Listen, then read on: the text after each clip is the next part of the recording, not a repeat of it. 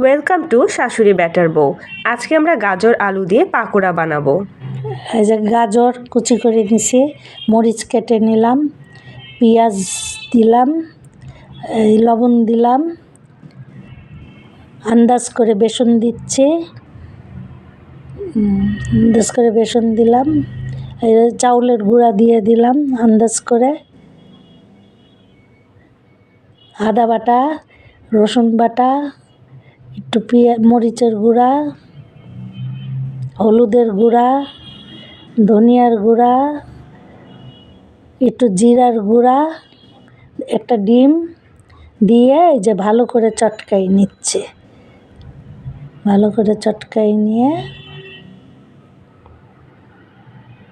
এরপরে ফ্রাই প্যানে তেল দিয়ে এই যে ভেজে নেব, মুচমুচে করে ভেজে নেব। এই যে সুন্দর করে মুচমুচ করে ভেজে নেব।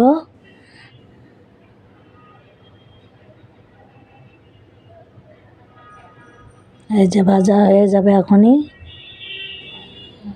এরপরে